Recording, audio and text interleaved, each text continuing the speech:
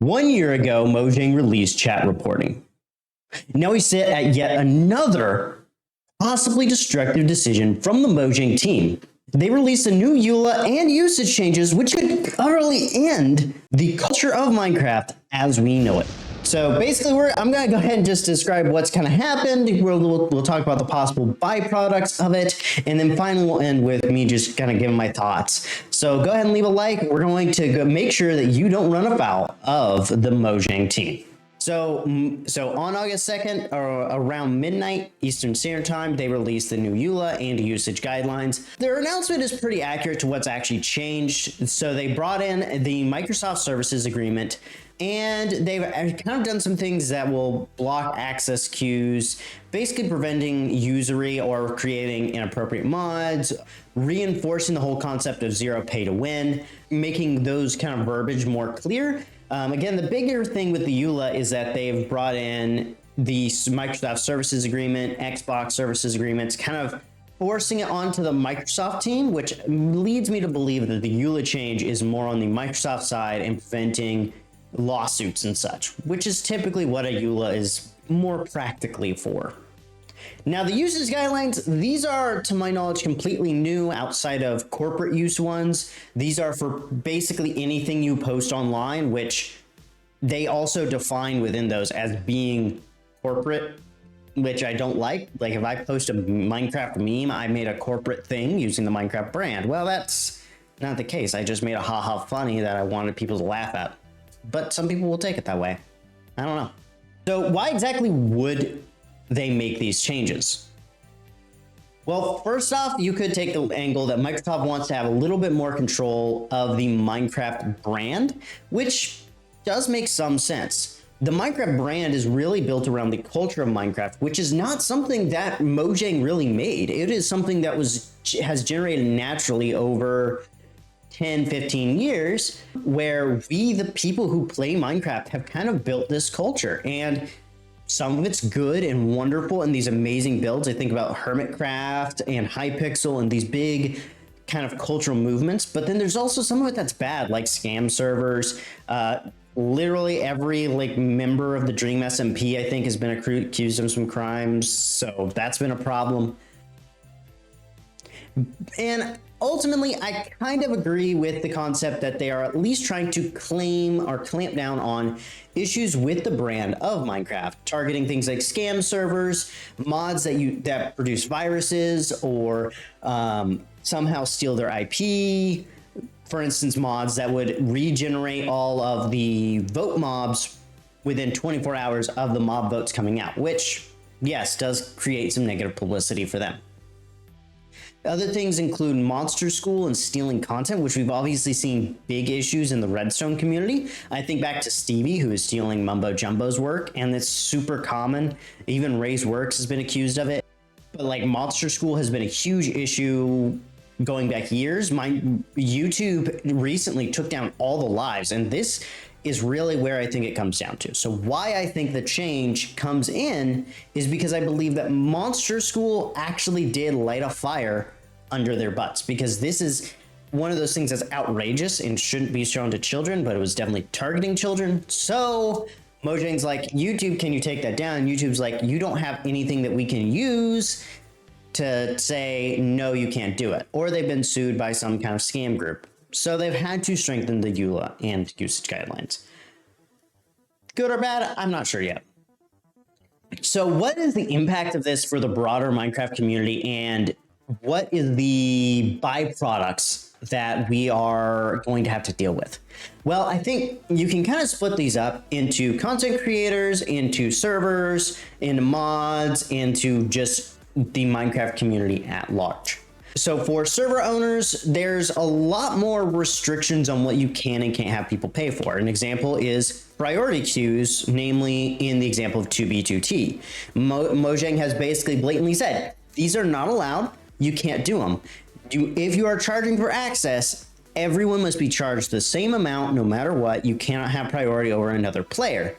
Now, for the larger community, one of the things I noticed was this merch idea, which I actually get why, because of one product I purchased recently from a mall here locally, and it was a little creeper head that you click it and the light turns on and it makes a little exploding sound. The audio on it was trash. It broke within like 6 months. It was terrible. I could build a better one with my Raspberry Pi Pico and a raw recording of a creeper. And these were mass marketed. Mojang has said, no, you can't do that. If you're making anything with anything Minecraft based, you can only sell 20 of them, period. Which I don't agree with, FYI, as a content creator, because let's just say I want to make a plush of my Minecraft character. Is that owned by Mojang? Can I only sell 20 of these plushes? Like, what's going on? I guess I can raise the value because you can only have 20 of them at a time and just make one for every skin I do, which isn't hard, but I still feel like that's a little too far. And maybe that needs to be clarified as far as like, if you make something of your own skin, that's fine. But don't like make a t-shirt with a creeper and sell that. You can only sell 20 of those. Okay, that's cool. I can get that. And then the final thing for the whole community is that you had to make it abundantly clear that Mojang doesn't sponsor what you made. So for servers, this means you can't say the Minecraft blank. Winecraft is going to have to rebrand. 2B2T might have to rebrand. So you can't make it appear as if Mojang is sponsoring the content you're making, which I kind of get why. I can kind of agree to it. I think that that's small beans, and I don't really think most of the community cares about it, because it's just, hey, instead of saying Minecraft music video, you say Minecrafter music video, or music video in Minecraft, something like that, where it's abundantly clear it's not Minecraft the brand sponsoring it, even though we typically associate that with Mojang. What are my thoughts exactly? I'm going to start with a little bit of a disclaimer. I'm an engineer, so I actually have seen a document like this before, namely when I was signing up for my job. It's industry practice in the engineering world to kind of have a document that basically says, we the company own your brain. That's not the literal wording, but pretty much that's what it means. And we can claim right to anything you create. So like my company that I work for could claim this video and say, we own that. If it got really popular, maybe they would. But there's kind of a rule inside the company as well, where if it doesn't impact the company, if it's not adjacent to what we do, have at it. If you want to even code something, you can sell that. If you want to code a chatting app, we're not in chatting stuff. We don't do that. So go have at it. You're not impacting it. Don't work on it during company time. And that's kind of the purpose of it. I think this usage guideline in EULA is the same type of document. I think Mojang is setting up so that they can deal with the troublemakers in the community that we the people can't deal with. But that's also the problem. I do not believe that Mojang and Microsoft are really good at what they do, especially when it comes to dealing with a community, especially the one that they haven't created. Their communication standards are abysmal. And that's coming from somebody who is really bad at communication.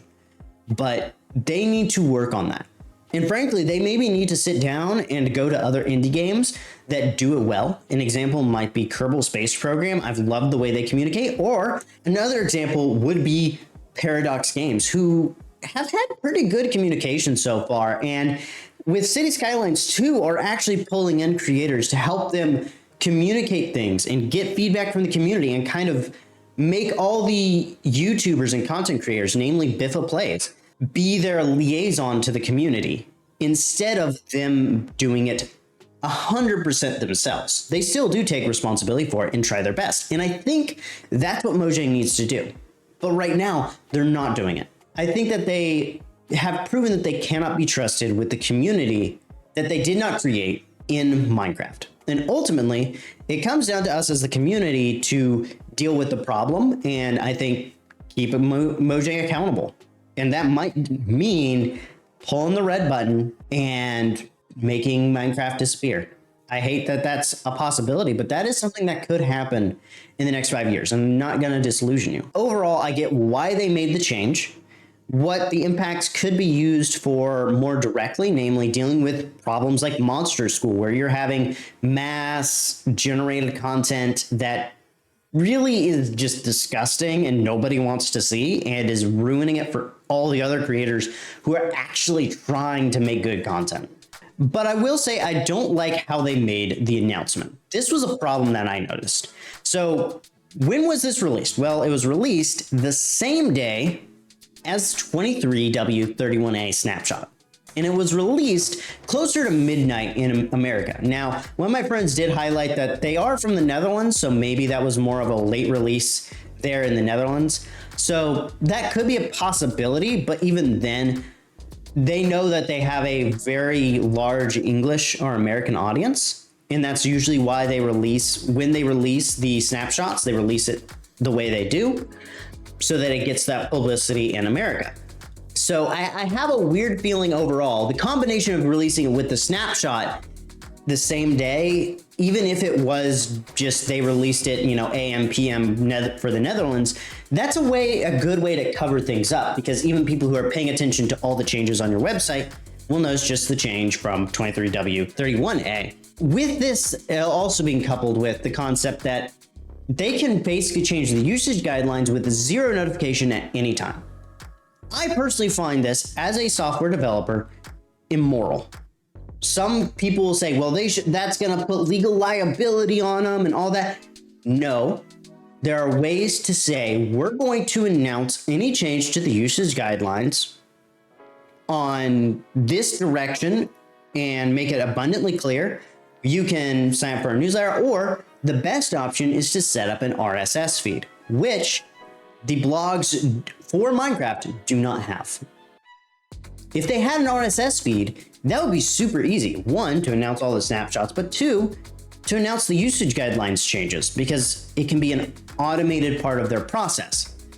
And just make an announcement whenever they update, and it doesn't have to be huge, but make it a rule of how you're going to say things, announce it publicly, so that then we, the content creators, can actually be aware of changes.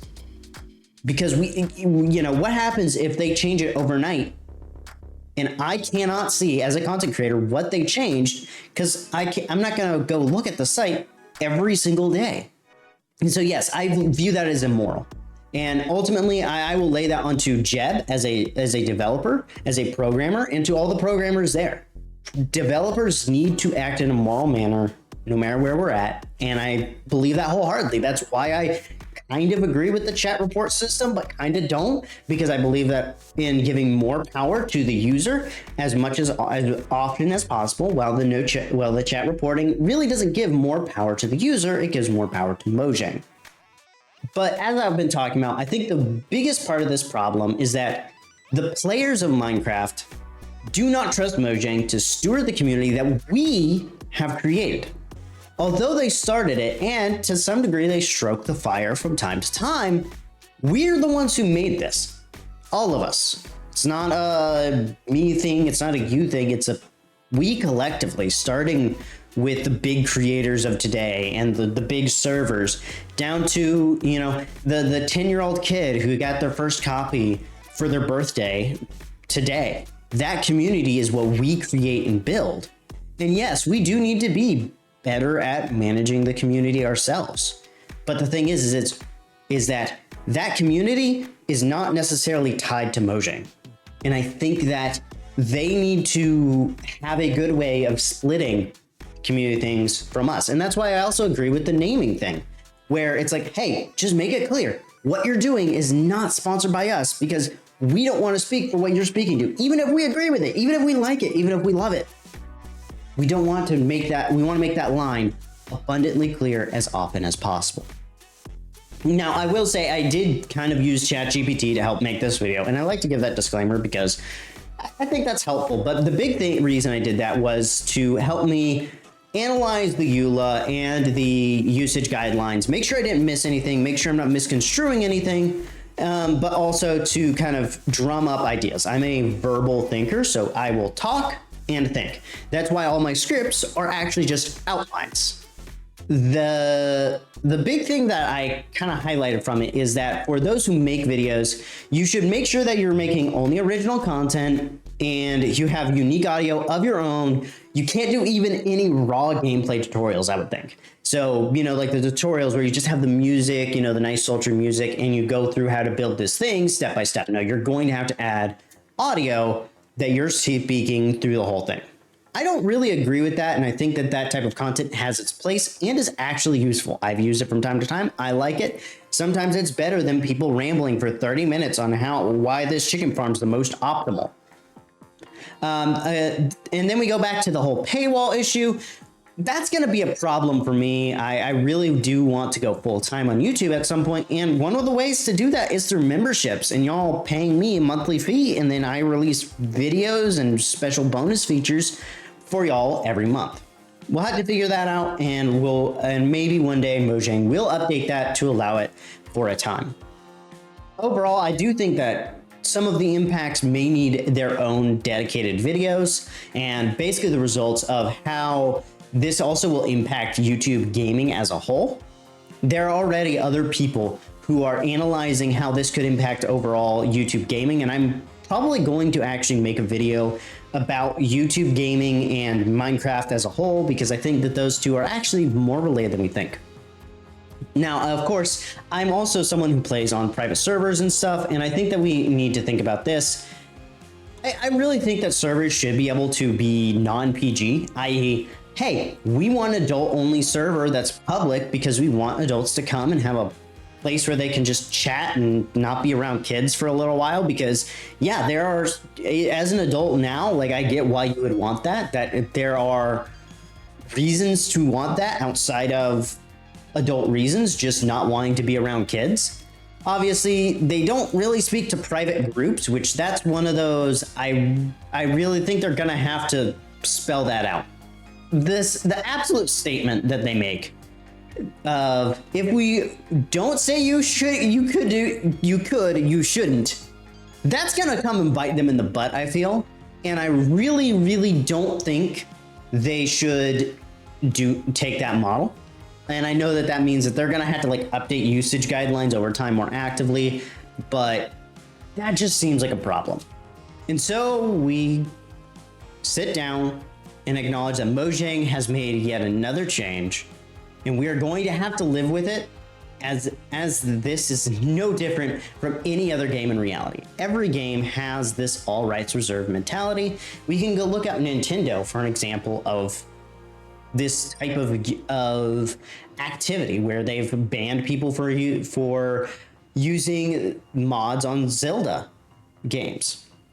But how Mojang enforces this is going to be the big determination of how their brand grows, or the very thing that will destroy it, making the concept of Minecraft a relic of the past, and also hurting daddy Microsoft just a little bit. But without further ado, this is Negative Light signing out, and God bless y'all.